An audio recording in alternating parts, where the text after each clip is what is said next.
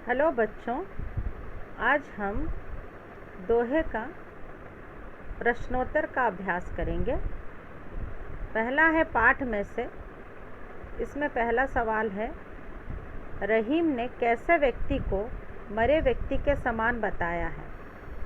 उत्तर है, रहीम जी ने जो व्यक्ति दूसरों से मांगता है या दूसरों के सामने हाथ फैलाता है और मांगने पर ना देने वाला व्यक्ति, दोनों को मरे व्यक्ति के समान बताया है। दूसरा सवाल, तरुवर और सरोवर की क्या विशेषता है।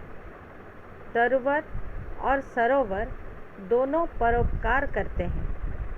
तरुवर अपना फल और सरोवर अपना पानी स्वयं धारण तो करते हैं, परंतु इंसान, पशु पक्षी फल और पानी का उपयोग करते हैं। तरुवर और सरोवर की विशेषता है परोपकार करना। तीसरा सवाल है, सज्जन व्यक्ति किसके लिए धन संचय करते हैं। उत्तर है, सज्जन व्यक्ति दूसरों के लिए धन संचय करते हैं। प्रश्न संख्या 4, दिए गए वाक्यों के आगे सही का निशान या गलत का निशान लगाइए। बोलने से व्यक्ति की वास्तविकता का पता चलता है। सही है। तरुवर और सरोवर के रूप में प्रकृति परोपकार की शिक्षा देती है। सही है। अपने मन की पीड़ा को सबके सामने व्यक्त करना चाहिए। गलत। वसंत ऋतु में ही कोयल और कौवे की पहचान की जा सकती है। सही है।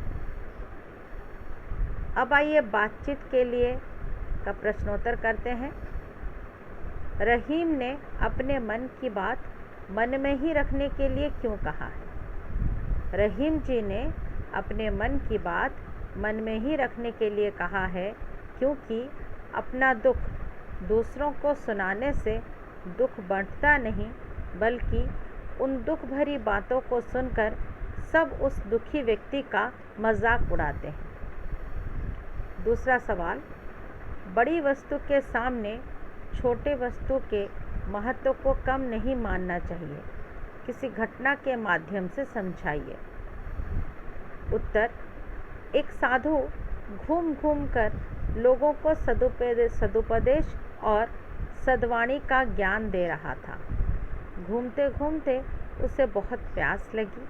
अपनी प्यास बुझाने के लिए उसे आसपास कुछ साधन नज़र नहीं आया।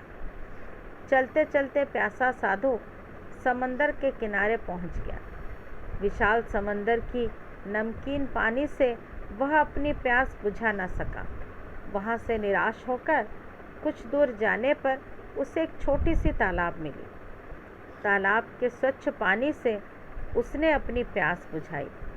इस तरह तालाब आकार में छोटा होने के बावजूद उसका महत्व ज़रूरत पड़ने पर विशाल समंदर से बड़ा है। इसलिए बड़ी वस्तु के सामने छोटी वस्तु के महत्व को कम नहीं मानना चाहिए। तीसरा सवाल, वाणी कड़वी हो तो उसका क्या असर पड़ेगा।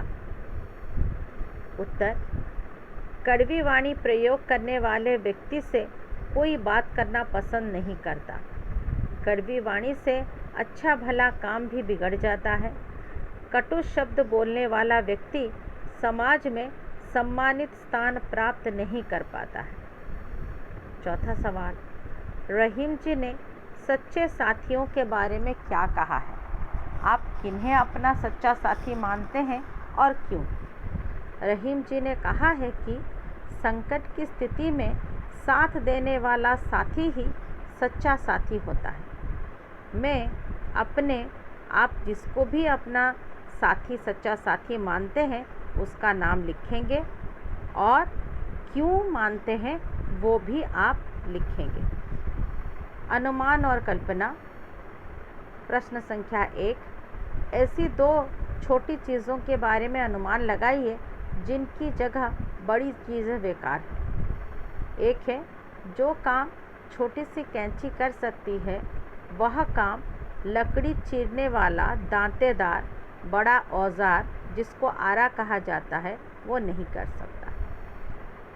दूसरा उदाहरण, नेल कटर नाखून काटने का काम आता है, जबकि उसकी जगह सब्जी परोसने वाला बड़ा चम्मच, जिसको डोंगा कहा जाता है, वो बेकार है।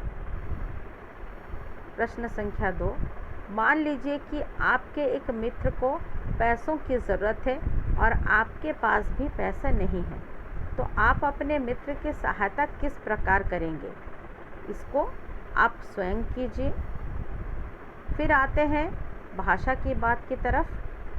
प्रश्न संख्या 1, समान ले वाले शब्द लिखिए।